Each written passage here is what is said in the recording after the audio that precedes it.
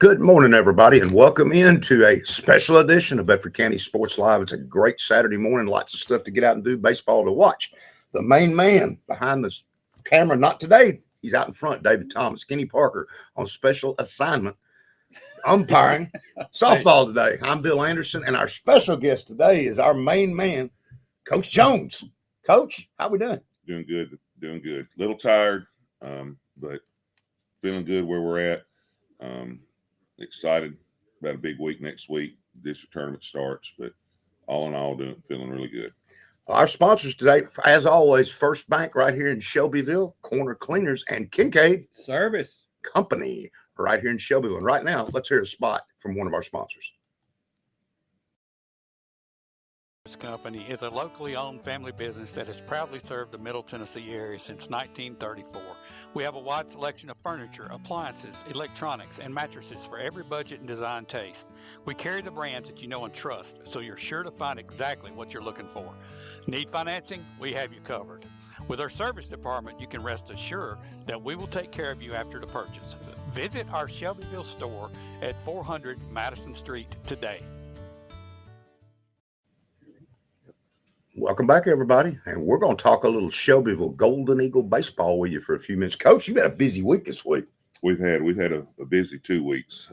Makeup games, yes. District games. Yeah, it's been kind of a whirlwind. But our kids have, they're playing pretty good baseball right now. We're playing pretty clean. I like where we're at going into the district tournament next week. Now it's just a matter of going into the tournament and playing free of fear and going out and, hopefully playing our best baseball of the year in the tournament and giving ourselves a chance to advance through the tournament. Well, this week you had Spring Hill a couple times. You went over there and you beat them 7-2. And then they came back over here the next night and got us 7-1. And that was kind of important because had we beaten Spring Hill, we would have probably been, I think, looking at it, the 2 seed in the tournament. Is that right? If we would have had to have won the 3 district games this week. We played, Of course, played Spring Hill twice, and then we played Warren County on that Wednesday. If we could have won all 3, then we could have clinched the 2 seed. And it would have been here, right? We would have been able to host the tournament here. Yes, sir. And give Spring Hill credit when they came down here. They held on to their 1 on Monday. And through him when they came down here, and he was lights out. I mean, he had a very good day, and they had a good day offensively. We made a couple of mistakes. The Spring Hill game was one of the first times in a while that our kids kind of lost it mentally a little bit. We had a little bit of adversity during that game, and our kids didn't handle it very well. That's the first time I've seen that out of them in a while. But we've rebounded and talked to them again after that. This in the regular season, there's no such thing. And this is sound cliche in coach speech, but it's not. It's not losing. It's learning. And you have to learn from things that aren't making you successful so that you can be successful. And that game on Tuesday night, there were a lot of learning lessons out of that our kids have taken. We rebounded. We turned around Wednesday and. A lesser group because it was very emotionally deflating because you had an opportunity if we would have won on Tuesday to secure the 2 seed.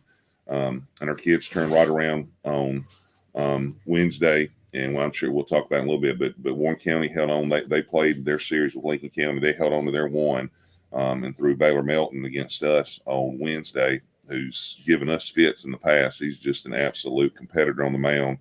Our kids had a great night. We ended up winning that game 8-4. And it really didn't have a big part. It did give us the 4 seed. It didn't have a huge part in the standings, but it had a huge part in just our kids and them showing their resiliency and momentum. You didn't want to lose your momentum heading into the tournament. Absolutely. And coming back and feeling good about what we're doing going into the district tournament. And last night you went up to Rockvale. Got a big win up there last night, 7-2. Yes, sir. Rockvale has struggled this year. He graduated, I think, 15 seniors last year, so he's in a rebuilding mode. And in that district, rebuilding is very difficult to do. And they've struggled. But that last night, they threw their 1 against us, which was good because we got to see another good pitcher. And our kids just, put together some good innings. I think we didn't score anything in the first, and then we put a one spot up in the second. I think a one in the third. I think we scored two in the fourth. And it was just one of those games we were scoring 1 or 2 runs an inning, and we ended up getting out of there with a 7-3 win. All right, we're going to conclude the regular season on Monday, but that's a special night because this is your senior night up here at home against Lawrenceburg. Correct. It's going to be a celebration of our 5 seniors. And senior night is kind of a touchy deal. You definitely want to win senior night, but it's more of a celebration of your guys. We might be having some guys. I don't know. We'll figure out how we want to do it. We're not going to do anything too crazy, but we might let some seniors that we might move them around, let them play a different position that maybe they played when they were younger, but they hadn't had a chance to play in high school. I don't know how crazy we're going to get with that, but Monday is going to be an emotional night because these 5 seniors, came in. They were sophomores, and they bought into everything that we were doing when I got here. They've completely, them along with this junior class behind them, have completely turned this program around from where we were 3 years ago. 3 years ago we had 4 wins and were struggling. Our biggest struggle 4 years ago was building the culture in the locker room to where we had everybody that was like-minded as far as wanting to come in and put in the work and do things the right way each and every day. And I feel like we're not fully there yet, but we are light years ahead of where we were 3 years ago. And a huge part of that is the leadership that this senior group has provided over the last 3 years. Coach, I got one question for you. You mentioned the seniors and how special they are, and you're going to celebrate them on that night. But let's talk about some of the younger guys that are getting into your rotation now. I know you got a freshman or 2 that are playing, sophomores. How have you seen them change since that very first game to now? I know it's been a short season, but how have they changed? How have they grown over the past couple of weeks here? Well, there's a couple parts to that. From a baseball standpoint, and in every freshman when they come into the program, we kind of do a lot. They're kind of overwhelmed at the beginning, and there's a whole lot of thinking that goes on. And you actually, from a skill set standpoint, see a little bit of a regression in them. And it happens not just with this group, with every group, because in baseball and really in any sport, but when you're thinking more than just doing, your body's going to slow down, and you're not going to see the results that you would probably be expecting in the beginning. And that happened with this group a little bit. But then as they start just continuously day in and day out, because that's the thing, there's really no trick to it. It's just repetition. You come in, you teach a skill or you teach what you want to do, and then you just repeat it. And over that process, we have seen growth in a lot of them. And then from a maturity growth standpoint, they come in and they're just, and I don't mean this disrespectfully. I was one of them. You were one of, we all were. They're just dumb freshmen. When they come in, they come in from an environment where, they think they know, and then they get here and they're like, oh, I don't really. And then, that they have to go through, and there's a lot of things new things that are thrown at freshmen from every direction. And I'm really pleased with the growth that we've had in this group. And I'm really excited about where this program's going to go with the young kids that we have coming up in the program. Coming up Monday night, you said a minute ago, you got here, y'all won 4 ball games. I guess your first year that won 4 the whole season. There's a chance to get your 20th win. David Thomas and Bill Anderson keep up with it. I know, Coach, you don't. But Monday night, I think that's a milestone heading into the tournament that you could get your 20th win conceivably on Monday on senior night. That would be really cool. It is. And we actually, last night, we talked about that at the end of the Rockville game. And one of our goals is when, at the beginning of the year, it's to have a 20-win regular season. And that's one of our goals that we've talked about and we put out there. Good. So no, we're aware of it. And it will be a big thing. I'll say this, with Lawrence County, I probably should have got a different opponent for senior night because Lawrence County is really good. And they are swinging the heck out of the baseball bat right now. They're offensively, they are good. And I'm sure we're going to see good pitching out of them. So it's going to be a very difficult from just a game standpoint. But again, my focus on Monday night, obviously want to get the win. It would be big to get that 20th regular season win. But my biggest focus on Monday is just celebrating these seniors. But saying that, same time, Mhm. yes, it would be very nice to get that win and to get our 20th regular season win. All right, let's talk about the district for a minute, guys. Lincoln County is going to be the 1 seed. So they host. Columbia will be the 2 seed. Is that correct? Or is it going to be Spring Hill? No, yeah, it's Spring Hill. I'm sorry. Yeah, Spring Hill. Okay. Lincoln County in at the 1. Spring Hill will be the 2 seed. So that side of it will be at Spring Hill. So that side at Spring Hill will be Spring Hill, Columbia, and Coffee County. Correct. So Columbia and Coffee will play. That's correct. Okay. Your end is at Lincoln County, and it starts on Wednesday. Correct. And it's right now we'll have our coaches meeting on Monday. So some of these times could change.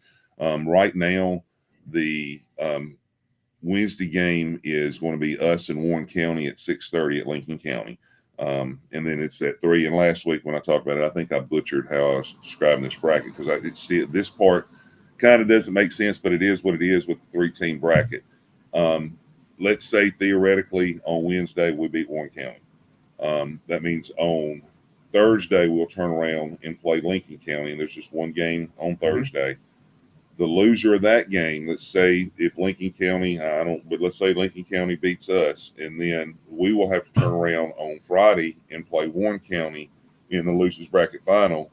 And so going back, you're actually better off losing that first game than winning the first game and losing the second game, because now you had to play an extra game that you had to use pitching in if you end up winning the first one and losing the second one. So there's going to be, as a coaching staff, we're going to have to sit down and figure out, strategically exactly what we want to do pitching staff wise going into the tournament.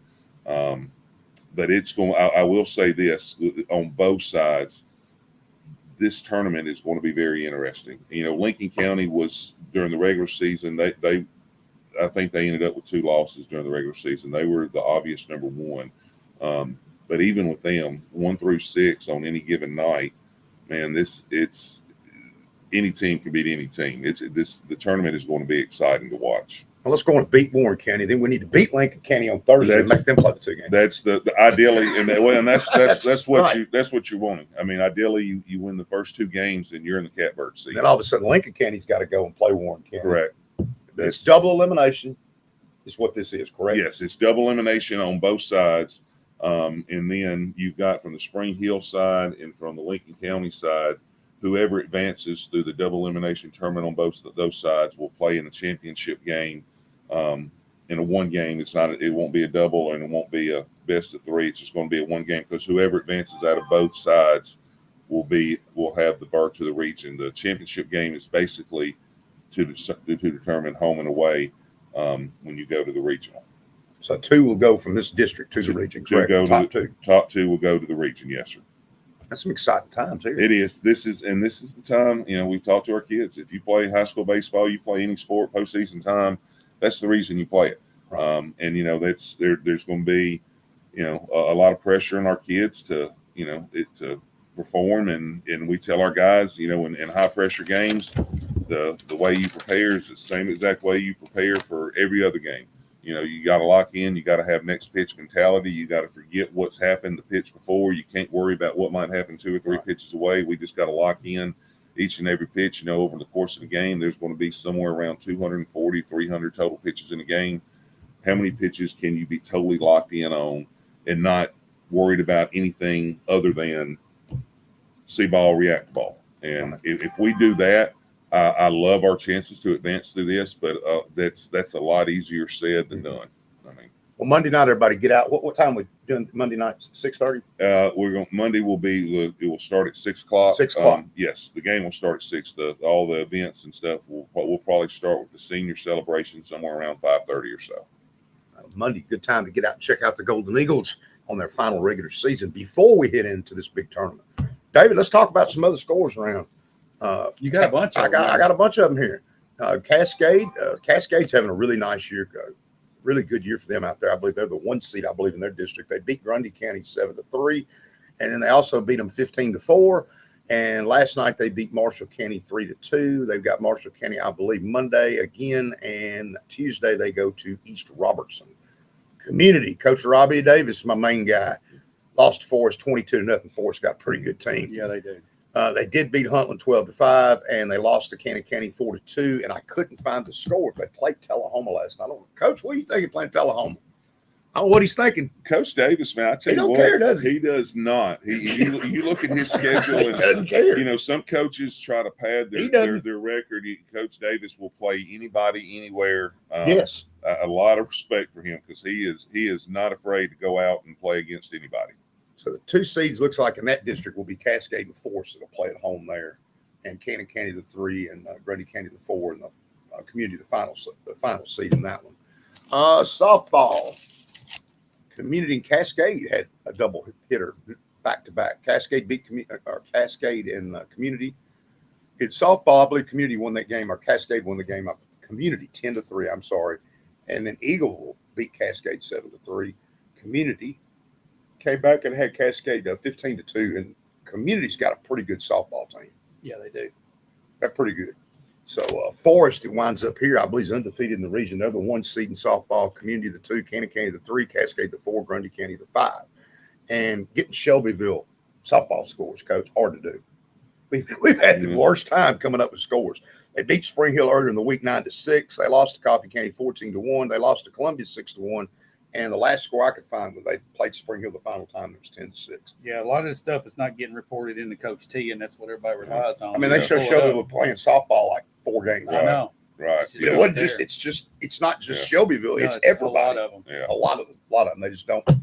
I know the game against Spring Hill, I think it was Monday night. That was an exciting game. I think it ended on a walk-off grand slam with our girls. So that was definitely an exciting game and a good game for our girls.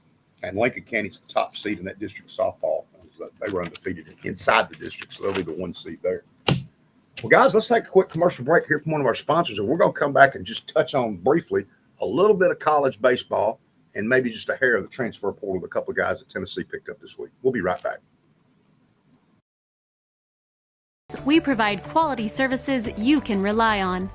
Located in Shelbyville, we're the area's leading dry cleaner, proudly serving customers throughout Bedford County since 2001. We provide same-day dry cleaning and laundry service as well as tuxedo rentals.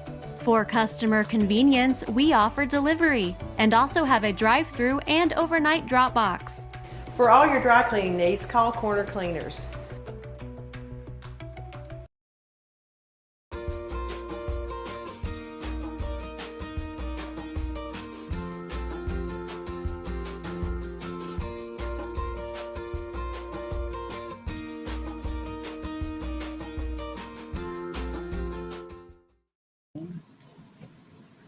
Welcome back, everybody, to Bedford County Sports Live. Coach Chase Jones, David Thomas, Bill Anderson, and with you. We're going to talk real quickly about the transfer portal in basketball.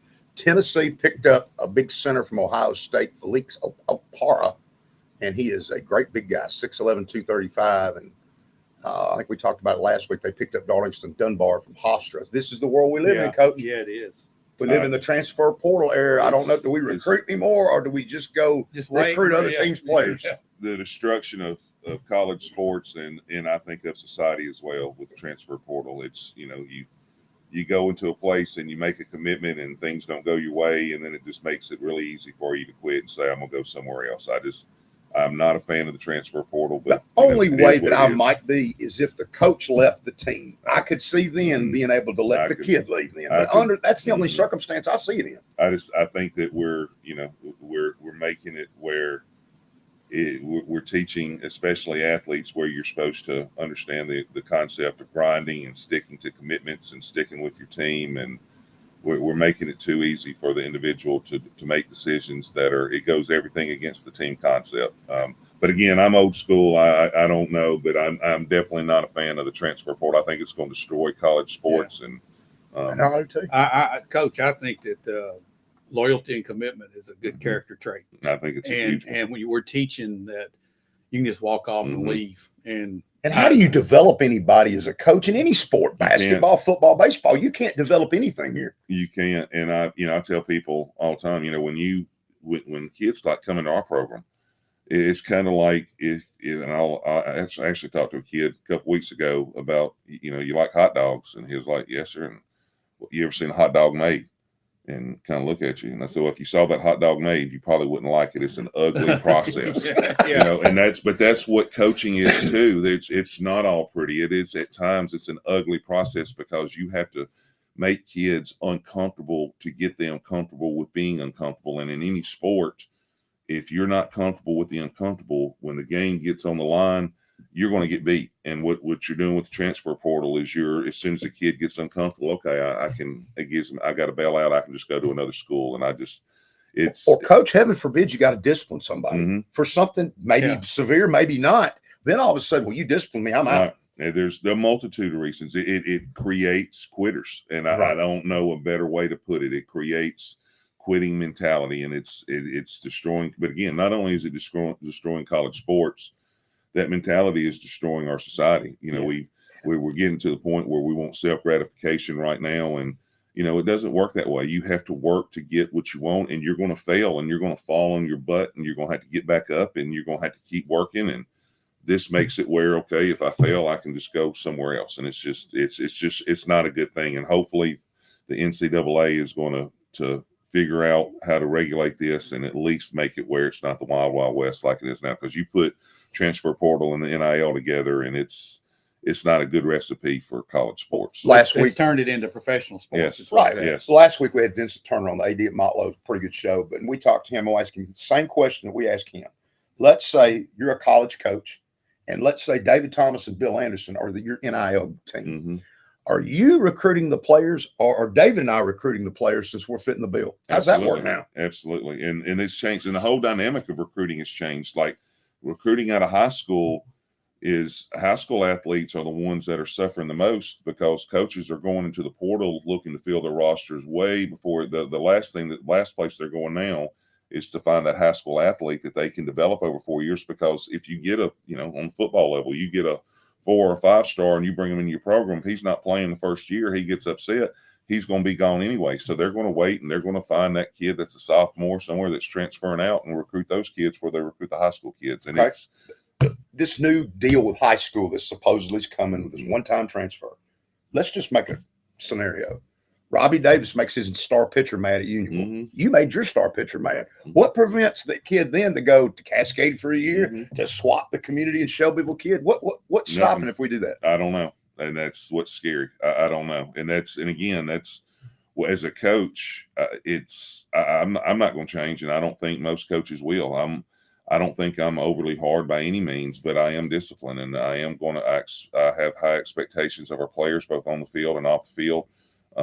And getting players to buy into that sometimes, again, that can be not the prettiest process in the world. And kids are vulnerable, and they're also, I guess, volatile is the right word too. And their mind is, they can go from being very upset one day to realizing, and sometimes it takes 3 or 4 days to realize, that don't mean old coach was right in what he was telling me. But by that time, they might have already be transferred and out. So some of these coaches are going to, some of these players are going to miss the opportunity to be under a coach that's tough. And then later on in life, they'll look back and they'll realize how much of an impact they had on their life, because they're going to avoid it and run from it with this opportunity, this transfer. And I've seen this in football here and in other sports in this town. Yeah.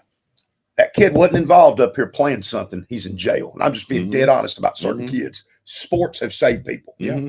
Because the only discipline some of these people ever got was the coach, because they didn't get it at home. Right. And that's in our program. And I think in most programs that, it's much more than baseball. We teach, we fail as coaches if we're not teaching our kids lessons from baseball, how they're going to apply those lessons in the real world. And when they get out in life's tough, man. You're going to have adversity. You're going to have, we had this conversation with our kids the other day. You're going to have kids, unfortunately, that are going to get married and the marriage isn't going to work out. They're going to go through divorces. They're going to have loss of loved ones. God forbid, if they have a child, something happens to that child, and there's going to be things that happen to them that are completely out of their control.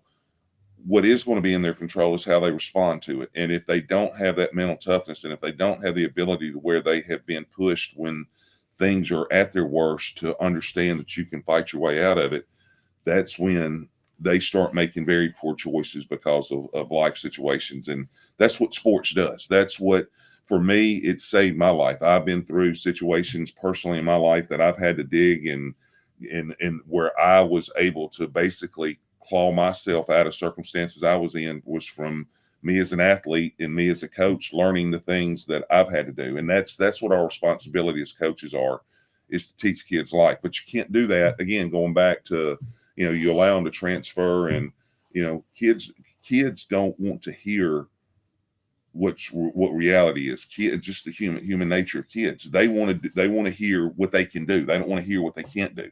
And, if you take that part out and you're allowing kids to transfer, and sudden kids are being disciplined and being told to do the right thing, but they don't like it, it's going to make it really easy for them just to say, I'll just go do somewhere else. I don't see it really probably affected Bedford County as much as it will a Rutherford County. Mm-hmm. Picture that mess in Rutherford County. It's going to be crazy. I mean, that's going to be nuts up there. How many high schools they got over there? 5? Five. Yeah. Well, and if you count 4A high schools or 6A in football, I think it's 5, and they're building another one. They're constantly building new schools. It seems like there, but yes, it's going to be the wild, wild west over there. It's like a merry-go-round. Yes, and I hope that we come to our senses with how we're doing this, because in the big picture in education, the big picture in coaching, are these kids that are coming through, and the lessons that us as adults are teaching them.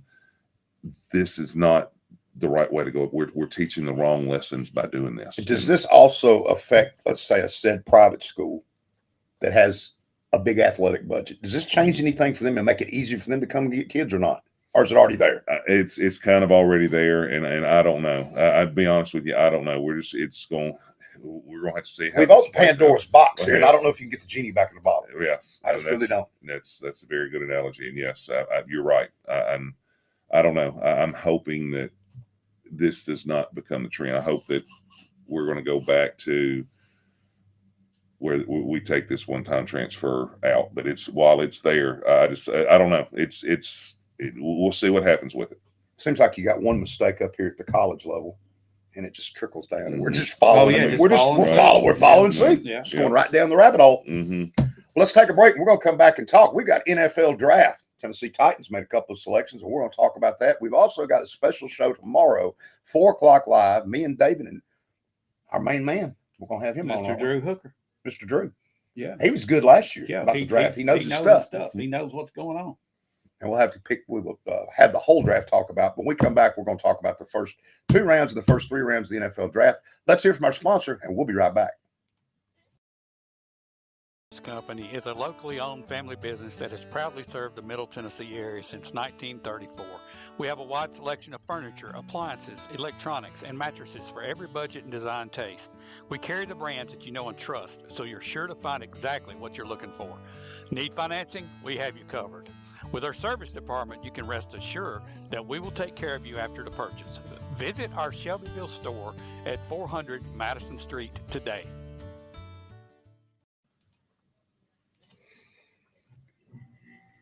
Hey, welcome back. We're going to talk a little Titans. David, we had a draft here. Yeah, we did. And a little bit of surprising on the Titans end. I was like, oh, no, what are we doing?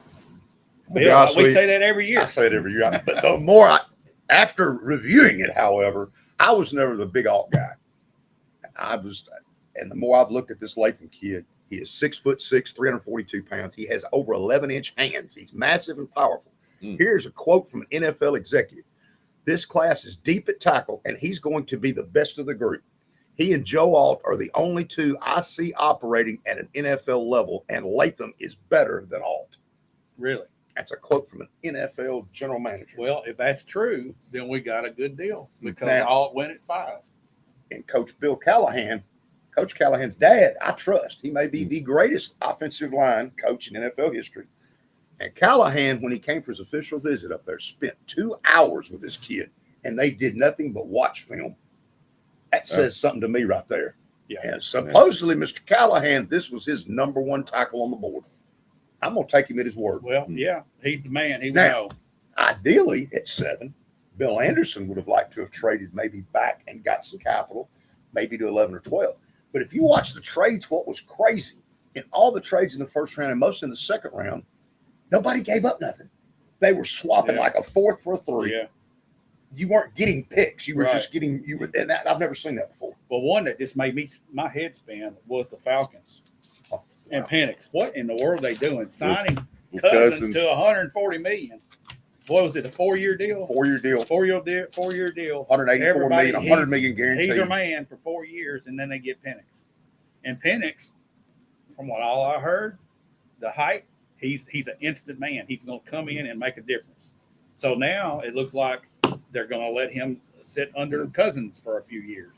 Or what happens? I was talking to our man Kenny Parker yesterday. He called me and said, "What do you think?" He was saying they're going to do what they did with Brett Favre and Aaron Rodgers and what they did with Jordan Love. Well, there's a difference.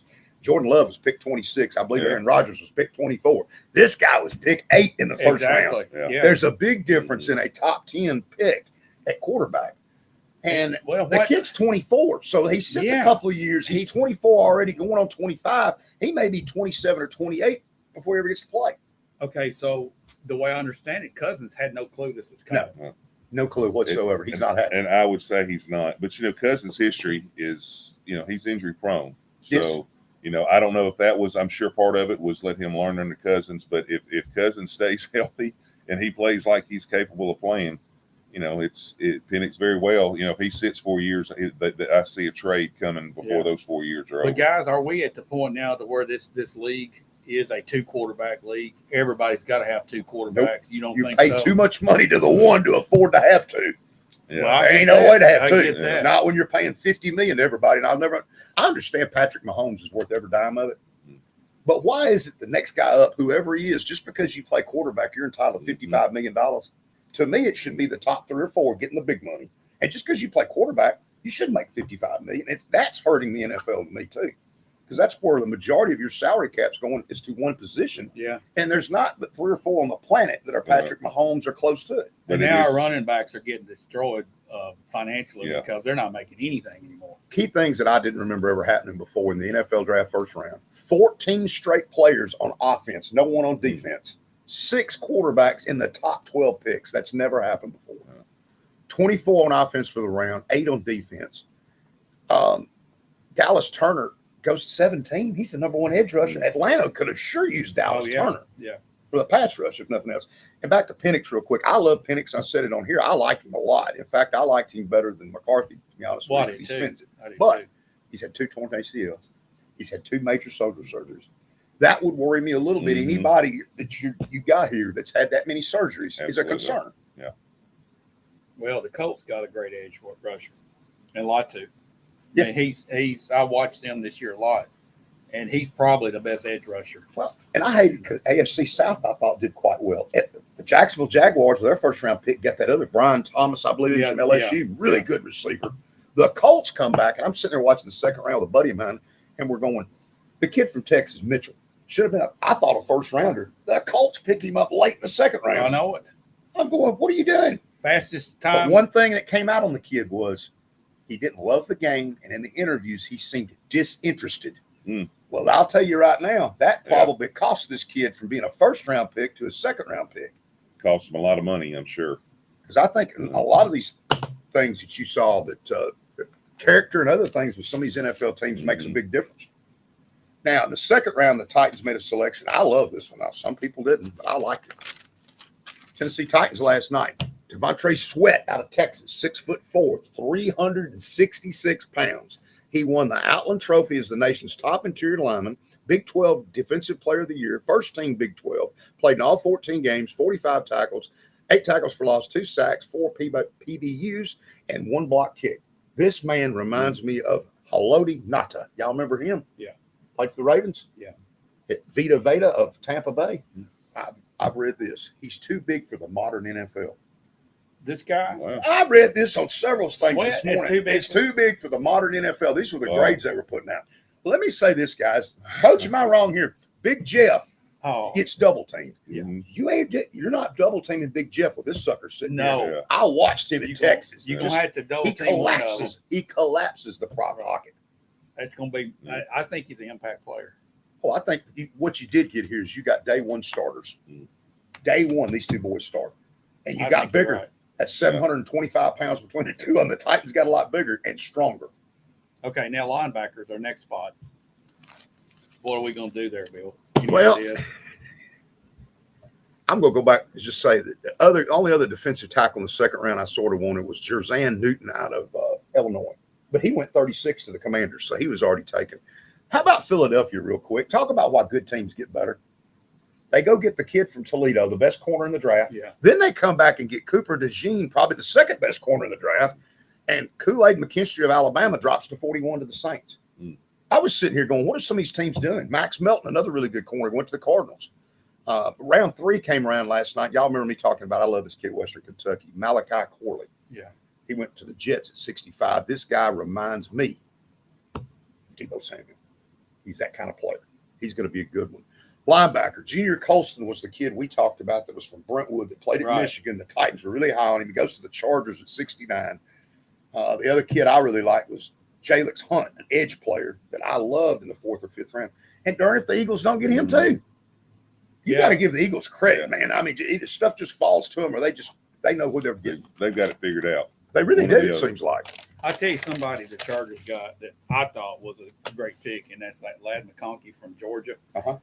He stayed hurt a lot toward the end of the year, but he ran like a 4.47 or 4.39. 4.39. 4.39. Yeah, somewhere down there low. He's quick. They said he made the best performance in some of the workouts and stuff that he was just like. And what was interesting about this kid they were talking about, was an Army. It was like 2 really low schools. They weren't powerhouses had offered him. Right. And Georgia, all of a sudden, at the very end, had somebody left that pulled out. So he took a chance on him, gave him a scholarship, and look how that turned out. Bill, do you know where the McCaffrey kid went? The kid from Rice. Yeah, he got drafted, and that's. See if you can pull him up 3rd round. That's where he went. Yeah, I was looking at some of his workouts, and he's related to Christian McCaffrey. Are they brothers? Sure. Or they're cousins? Are they cousins? Okay. Cousins, and they look a brothers. lot alike.